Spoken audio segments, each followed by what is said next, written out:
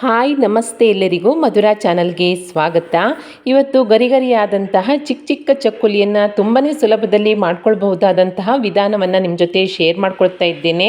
Snacks ಬಾಕ್ಸ್ಗೆ ಅಥವಾ evening ಟೈಮಲ್ಲಿ ಟೀ ಕಾಫಿ ಜೊತೆ ತುಂಬಾ ಸಖತ್ತಾಗಿರುವಂತಹ ಈ ಚಿಕ್ಕ ಚಿಕ್ಕ ಚಕ್ಕುಲಿಯನ್ನು ಹೇಗೆ ಮಾಡೋದಂತ ನೋಡೋಣ ಬನ್ನಿ. ಮೊದಲಿಗೆ ನಾನಿಲ್ಲಿ ಒಂದು ಬೌಲ್ಗೆ 2 ಕಪ್ ಆಗುವಷ್ಟು ಅಕ್ಕಿ ಹಿಟ್ಟನ್ನು ಸೇರಿಸ್ಕೊಳ್ತಾ ಇದ್ದೇನೆ. ನೀವು ಅಂಗಡಿಯಿಂದ ತಂದ ಹಿಟ್ಟಾದರೆ ಜರಡಿ ಹಿಡಿದ್ಬಿಟ್ಟು ಸೇರಿಸ್ಕೊಳ್ಳಿ. ಇದನ್ನು ಪಕ್ಕದಲ್ಲಿ ಇಟ್ಕೊಂಡು ಇವಾಗ ಒಂದು ಮಿಕ್ಸಿ ಪಾತ್ರೆಗೆ ನಾನು 1 ಕಪ್ ಆಗುವಷ್ಟು ಗಟ್ಟಿ ಅವಲಕ್ಕಿಯನ್ನು ಸೇರಿಸ್ಕೊಳ್ತಾ ಇದ್ದೇನೆ. ಅದೇ ರೀತಿಯಾಗಿ ಅರ್ಧ ಕಪ್ ಆಗುವಷ್ಟು ಪುಟಾಣಿ ಅಥವಾ ಹುರ್ಗಡ್ಲೆಯನ್ನು ಸೇರಿಸ್ಕೊಂಡು ಇದೆರಡನ್ನು ಪೌಡ್ರ್ ಮಾಡ್ಕೊಳ್ತೀನಿ.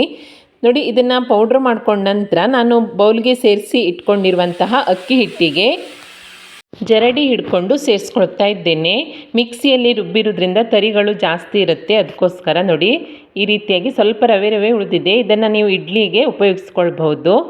ನಂತರ ಈ ಅಕ್ಕಿ ಹಿಟ್ಟು ಹಾಗೆ ಹುರ್ಗಡ್ಲೆ ಹಿಟ್ಟಿನ ಮಿಶ್ರಣಕ್ಕೆ 1 ಸ್ಪೂನ್ ಆಗುವಷ್ಟು ಎಳ್ಳು, ಹಾಗೆ 1 ಸ್ಪೂನ್ ಆಗುವಷ್ಟು ಜೀರಿಗೆ, 1 ಸ್ಪೂನ್ ಆಗುವಷ್ಟು ಖಾರದ ಪುಡಿ, ರುಚಿಗೆ ತಕ್ಕಷ್ಟು ಉಪ್ಪನ್ನು ಸೇರಿಸ್ಕೊಂಡು ಸ್ಪೂನ್ನಲ್ಲಿ ಒಮ್ಮೆ ಎಲ್ಲವನ್ನು ಮಿಕ್ಸ್ ಮಾಡ್ಕೊಳ್ತೀನಿ.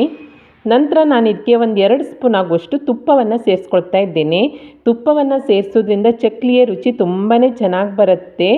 ನೋಡಿ ಈ ರೀತಿಯಾಗಿ 2 ಸ್ಪೂನ್ ಆಗುವಷ್ಟು ತುಪ್ಪವನ್ನು ಸೇರಿಸ್ಕೊಂಡು ನೀವು ಬೆಣ್ಣೆ ಇದ್ದರೂ ಕೂಡ ಸೇರಿಸ್ಕೊಳ್ಬೋದು. ಮತ್ತು ಇನ್ನೊಮ್ಮೆ ಸ್ಪೂನಿಂದ ಒಮ್ಮೆ ಮಿಕ್ಸ್ ಮಾಡಿಕೊಂಡು ನಂತರ ಇದಕ್ಕೆ ನಾನು ಸ್ವಲ್ಪನೇ ನೀರನ್ನು ಸೇರಿಸ್ಕೊಳ್ತಾ ಸ್ಪೂನ್ನಿಂದಲೇ ಮಿಕ್ಸ್ ಮಾಡ್ಕೊಳ್ತೀನಿ. ಇದು ಬಿಸಿ ನೀರಾಗಿರೋದ್ರಿಂದ ಸ್ವಲ್ಪನೇ ನೋಡ್ಕೊಂಡ್ಬಿಟ್ಟು ಸೇರಿಸ್ಕೊಳ್ಳಿ. ನಾನಿಲ್ಲಿ 2 ಕಪ್ ಅಕ್ಕಿ ಹಿಟ್ಟಿಗೆ 2.25 ಕಪ್ ಆಗುವಷ್ಟು ನೀರನ್ನು ಸೇರಿಸ್ಕೊಂಡಿದ್ದೇನೆ. ಹಿಟ್ಟನ್ನು ಸ್ವಲ್ಪ ಮೃದುವಾಗಿ ಕಲಿಸ್ಕೊಳ್ಳೋದ್ರಿಂದ ಚಕ್ಲಿ ತುಂಬಾ ಚೆನ್ನಾಗಿ ಬರುತ್ತೆ. ಇಲ್ಲ ಅಂದರೆ ಚಕ್ಲಿ ಮಾಡುವಾಗ ಕಟ್ಟಾಗಿ ಹುಡಿ ಆಗ್ತಿರುತ್ತೆ, ಅದಕ್ಕೋಸ್ಕರ ಸ್ವಲ್ಪ ಮೃದುವಾಗಿ ಕಲಿಸ್ಕೊಳ್ಬೇಕು. ನಾನಿಲ್ಲಿ ಬಿಸಿನೀರನ್ನು ಸೇರಿಸ್ಕೊಂಡ ನಂತರ ಸ್ಪೂನ್ನಿಂದ ಒಮ್ಮೆ ಮಿಕ್ಸ್ ಮಾಡಿಕೊಂಡು ನಂತರ ಇದಕ್ಕೆ ಲಿಡ್ಡನ್ನು ಮುಚ್ಚಿಬಿಟ್ಟು ಒಂದು 10 ನಿಮಿಷ ಸೈಡಲ್ಲಿ ಇಟ್ಕೊಂಡಿದ್ದೀನಿ. 10 ನಿಮಿಷದ ನಂತರ ನೋಡಿ ಇವಾಗ ಹಿಟ್ಟನ್ನು ಚೆನ್ನಾಗಿ ಕೈಯಿಂದ ನಾದಿಕೊಂಡು ಕಲಿಸ್ಕೊಳ್ಬೇಕಾಗತ್ತೆ. ಈ ರೀತಿಯಾಗಿ ಕಲಿಸ್ಕೊಳ್ಳುವಾಗ ನಿಮಗೆ ತುಂಬ ಹುಡಿ ಅಂತ ಅನಿಸಿದರೆ ಬೇಕಾದಷ್ಟು ನೀರನ್ನು ಸೇರಿಸ್ಕೊಳ್ಳಿ ಅದಕ್ಕೆ ತಕ್ಕಷ್ಟು.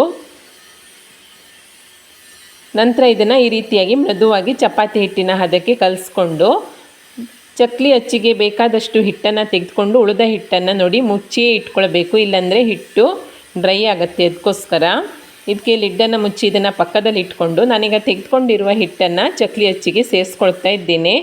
ಚಕ್ಲಿ ಅಚ್ಚಿಗೆ ಸೇರಿಸ್ಕೊಂಡ ನಂತರ ಇದನ್ನು ಈ ರೀತಿಯಾಗಿ ರೆಡಿ ಮಾಡಿಕೊಂಡು ನಾನಿಲ್ಲಿ ಚಿಕ್ಕ ಚಕ್ಕುಲಿ ಮಾಡ್ತಾ ಇರೋದ್ರಿಂದ ಚಿಕ್ಕದಾಗಿ ಚಕ್ಕುಲಿಯನ್ನು ಬಿಟ್ಕೊಳ್ತಾ ಇದ್ದೇನೆ. ಅಂದರೆ 2 ರೌಂಡು ಸಾಕು. ನೋಡಿ ಈ ರೀತಿಯಾಗಿ ನೀವು ಇದೇ ರೀತಿಯಾಗಿ ದೊಡ್ಡ ಚಕ್ಕುಲಿಯನ್ನು ಕೂಡ ಮಾಡ್ಕೊಳ್ಬಹುದು. ನಾನಿಲ್ಲಿ ಸ್ನ್ಯಾಕ್ಸ್ ಬಾಕ್ಸ್ಗೆ ಹಾಗೆ ಈವ್ನಿಂಗ್ ಸ್ನ್ಯಾಕ್ಸ್ ಆಗಿ ಮಾಡ್ತಾ ಇರೋದ್ರಿಂದ ಚಿಕ್ಕ ಚಕ್ಕುಲಿಯನ್ನು ಮಾಡ್ಕೊಳ್ತಾ ಇದ್ದೇನೆ. ತುಂಬಾ ಚೆನ್ನಾಗಿ ಬರುತ್ತೆ. ನೀವು ಇದೇ ರೀತಿಯಾಗಿ ದೊಡ್ಡ ಚಕ್ಕುಲಿ ಕೂಡ ಮಾಡ್ಕೊಳ್ಬಹುದು. ಚಕ್ಕುಲಿಯನ್ನೆಲ್ಲ ರೆಡಿ ಮಾಡ್ಕೊಂಡ ನಂತರ ಎಣ್ಣೆಯನ್ನು ಕಾಯ್ಲಿಕ್ಕೆ ಇಟ್ಕೊಂಡಿದ್ದೇನೆ. ಎಣ್ಣೆ ಚೆನ್ನಾಗಿ ಕಾದ ನಂತರ ಉರಿಯನ್ನು ಮಧ್ಯಮ ಉರಿಯಲ್ಲಿ ಇಟ್ಕೊಂಡು ನಾನು ಮಾಡ್ಕೊಂಡಿರುವಂಥ ಚಕ್ಕುಲಿಯನ್ನು ಒಂದೊಂದಾಗಿ ಎಣ್ಣೆಗೆ ಬಿಟ್ಕೊಳ್ತಾ ಇದ್ದೇನೆ.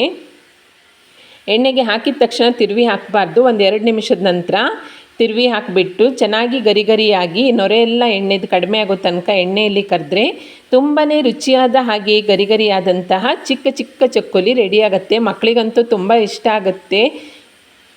ಟೇಸ್ಟು ಕೂಡ ಅಷ್ಟೇ ಸೂಪರಾಗಿರುತ್ತೆ. ಹಾಗೆ ತುಂಬಾ ಸುಲಭದಲ್ಲಿ ಕೂಡ ಮಾಡ್ಕೊಳ್ಬೋದು. ನೋಡಿ ಎಷ್ಟು ಗರಿಯಾದಂತಹ ಚಕ್ಕುಲಿ ರೆಡಿಯಾಗಿದೆ ಅಂತ. ಇದನ್ನು ನೀವು ಗಾಳಿ ಆಡದ ಡಬ್ಬದಲ್ಲಿ ಸ್ಟೋರ್ ಮಾಡಿ ಇಟ್ಕೊಂಡ್ರೆ 15 ದಿನದ ತನಕ ಏನೂ ಆಗಲ್ಲ. ಸಂಜೆ ಟೀ ಕಾಫಿ ಟೈಮಲ್ಲಿ ಆರಾಮಾಗಿ ಇದನ್ನು ತಿನ್ಬೋದು. ಅದೇ ರೀತಿಯಾಗಿ ಮಕ್ಕಳಿಗೆ ಸ್ನ್ಯಾಕ್ಸ್ ಡಬ್ಬಕ್ಕೆ ಕೂಡ ಹಾಕಿ ಕಳಿಸ್ಬೋದು. ಸಂಜೆ ಟೈಮಲ್ಲಿ ಸ್ನ್ಯಾಕ್ಸ್ ಆಗಿ ಕೂಡ ಮಕ್ಕಳಿಗೆ ಕೊಡ್ಬೋದು. ಮನೆಯಲ್ಲೇ ಮಾಡಿರೋದ್ರಿಂದ ಆರೋಗ್ಯಕ್ಕಂತೂ ಉತ್ತಮ, ಹಾಗೆ ರುಚಿ ಕೂಡ ಸೂಪರಾಗಿರುತ್ತೆ. ನೋಡಿ ಎಷ್ಟು ಚೆನ್ನಾಗಾಗಿದೆ ಅಂತ. ಗರಿಯಾಗಿ 15 ದಿನದ ತನಕ ಹಾಗೇ ಇರುತ್ತೆ. ತುಂಬಾ ಸಿಂಪಲ್ ಆದಂತಹ ಈ ಗರಿಯಾದಂತಹ ಚಿಕ್ಕ ಚಕ್ಕುಲಿಯನ್ನು ನೀವು ಕೂಡ ಟ್ರೈ ಮಾಡಿ ನೋಡಿ. ಈ ರೆಸಿಪಿ ನಿಮಗೆ ಇಷ್ಟ ಆದಲ್ಲಿ ಲೈಕ್ ಮಾಡಿ ಹಾಗೆ ಶೇರ್ ಮಾಡಿ. ಹೇಗಾಗಿದೆ ಅಂತ ಕಮೆಂಟ್ ಮಾಡಿ ತಿಳಿಸಿ. ಹೊಸದಾಗಿ ನಮ್ಮ ಚಾನಲ್ ನೋಡ್ತಾ ಇದ್ದರೆ ಸಬ್ಸ್ಕ್ರೈಬ್ ಮಾಡ್ಕೊಳ್ಳಿ. ಸಿಗೋಣ ಮುಂದಿನ ರೆಸಿಪಿಯಲ್ಲಿ. Thank you for watching.